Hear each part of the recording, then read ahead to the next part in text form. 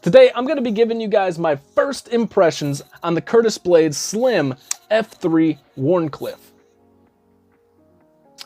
So I acquired this blade through Reddit. I was the third owner, or I should say I am the third owner of this beautiful guy here. And I got it for $375. Now, $375 for this is a steal because these are normally like $650, $700 knives. So it was an absolute steal. But with the discounted cost comes some setbacks. So originally this had a ton of lock stick, like where you almost had to open it with the tool. It had some up and down blade play, mainly due to a very light lock bar tension. It had a smile right where the choil's at, and the choil wasn't done perfectly. And last, the action was kind of gritty. And I don't mean gritty as in like you can clean it up, like you could feel something was off and you really couldn't fix it. I took it apart, tried to clean it, tried to fix the issues, and I wasn't able to in the beginning. But part 2 of that story will come after this. Let's go over my first impressions of this guy. So this is a MagnaCut. They call it a Wharncliffe. It's more of a sheep's foot in my opinion, but I prefer this style of Wharncliffe, if you will, right? It has this really cool, almost satin finish going horizontally down the blade, but then it has these almost like micro milling lines as they're coming on down with this hollow grind, and it is just awesome. I don't know if you guys can hear that. That was my nail scratching back and forth on this to prove that there's lines there, even though they're hard to see. This pivot's pretty cool. It does work with a flathead or a Phillips, but I ended up having to take like a real skinny, long flathead to really work it in there and not try to damage the pivot head. These are going to be T8 screws. It does have this aggressive saw-like jimping that I can't tell you is uncomfortable, but it will tear you up if you allow it to. And same thing on the backspacer, but it does totally lock you in place. This is extremely functional jimping. This is one of the older models. This was built in 2021, I believe, February, and that he wasn't doing the stainless steel insert. So this is just a hardened titanium lock bar interface, and that's where some of the lock stick was coming from. This pocket clip is pretty cool. I don't know if I could change it out or not because I prefer pocket clips without bills, but it doesn't bother me that much. You do have a lanyard hole right here, and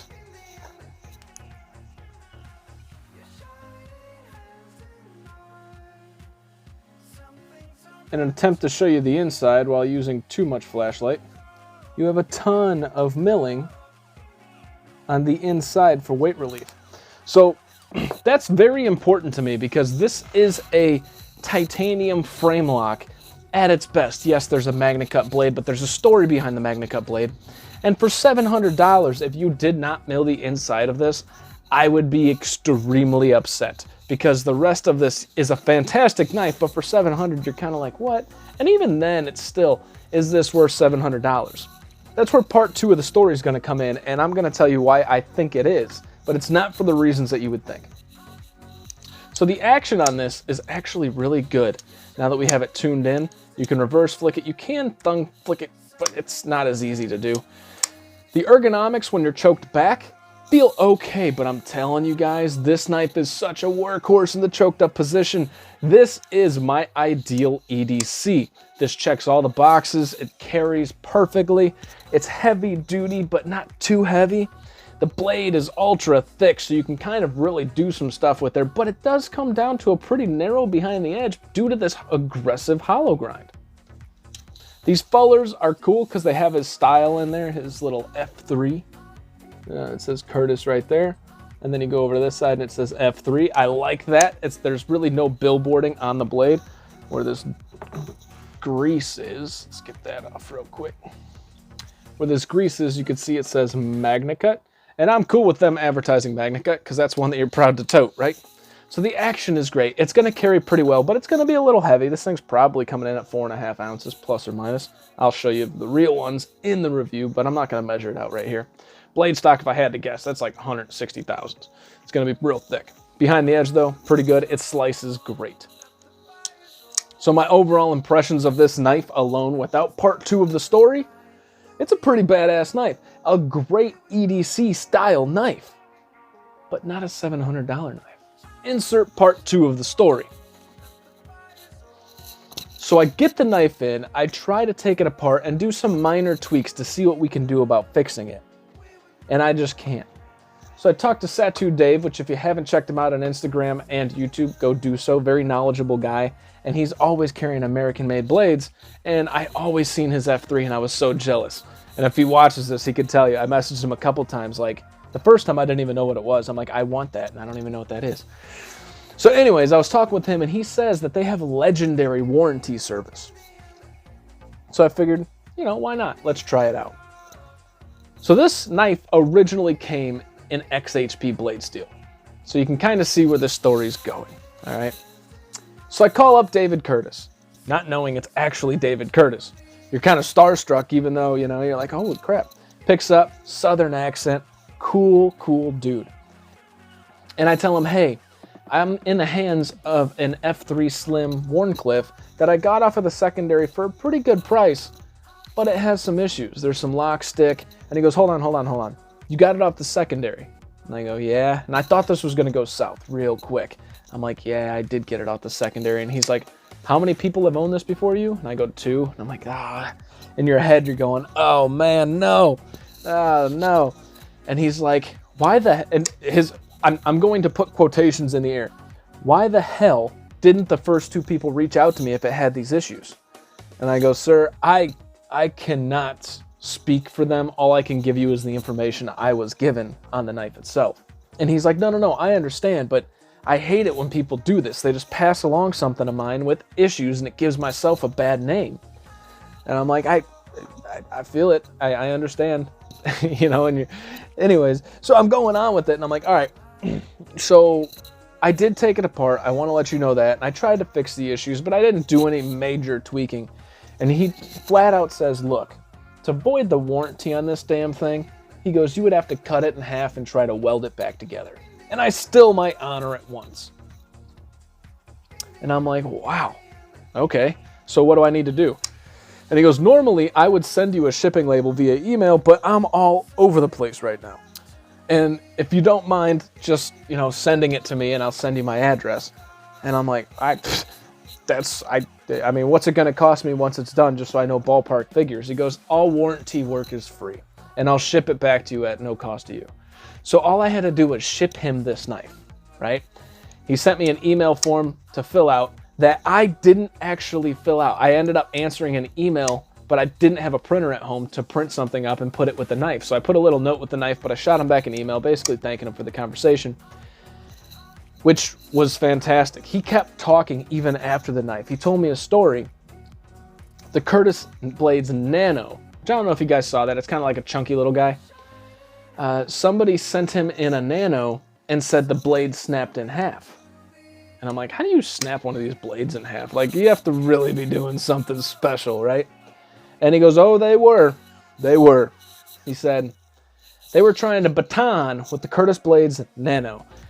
I'm going to put a picture of it here just so you guys can kind of see what we're looking at. I'll put it next to the F3. I'll try to put it right here. They were trying to baton with this thing and they ended up snapping the blade in half. So once he found that out, because they didn't tell him that when they sent it in, they just said the blade snapped. So he's looking at it like, what the hell did you do? And actually texted him back. And they're like, well, we were batoning with it and it broke. His response was this, and this is probably the coolest response you'll ever get from somebody in this line of work. All right, so here's the deal. I am going to give you guys a brand new knife. And I never want to see that knife back here. And it was kind of like a stern, like, you're dumb, but I'm still going to honor the warranty of it. And that is so freaking cool. So fast forward, I send my knife out to him on like a Tuesday. Well, I receive it back Friday, 2 days ago. And I'm looking at it and I'm like, man, all right, so the lock stick was kind of gone and then it kind of came back. So, you know, it's titanium on steel. I have a particular type of grease that I can put on there that lasts quite a bit, super easy to apply to the tang right there. That's why it looks dark. It's actual grease. And it prevents all lock sticking. So no big deal. The blade's centered. The action, as you guys can tell, is pretty darn good. I mean, everything else, there's no up and down anymore. There's no back and forth. This thing is solid as a rock. And so I'm looking at it and I'm like, man, I didn't have the other one that long. I only had it for a day, but I feel like there's something different, right? And I'm looking and I go, does that say MagnaCut? So all I had was a little bit of lock rock, which could have been the tang geometry that maybe he couldn't get to fix with a little bit of lock bar tension. But he changed out my whole blade for a brand new MagnaCut blade. He didn't give me an XHP, maybe he didn't have it, but he gave me MagnaCut, guys. How freaking cool is that? So to my knowledge, you're not gonna see one without a stainless steel insert with MagnaCut. It's just incredible. So when you ask me, is this knife worth $700? If you gave me the knife without the person, I would tell you no. I think this is worth a hard $475 in that price range. Hinderer price range, Chris Reed price range, I think would be fair. Although he does do all the work himself, and he considers these true customs. That might be where some of that price gap comes from. But if you insert the man, or the men, because it's a two-person operation, with the knife, and I have that conversation that I had, this knife, along with the company, is worth $700 all day, every day. And they got a permanent customer in me now, because that customer service sells me more than any knife design in the world. You guys have heard me preach it before. EMP EDC, customer service, and just friendliness towards the community is freaking incredible. Add Curtis Blades to that list. David Curtis is awesome, and what he did for me was awesome at no charge of my own except for shipping, which he says he normally takes care of, right? Super down-to-earth guy, super easy to talk to, and I can't express enough gratitude towards him for doing what he did. I can't express how lucky I am for getting this basically at half price and then ending up with a MagnaCut blade. And I can't express how good this knife actually is without telling the whole story.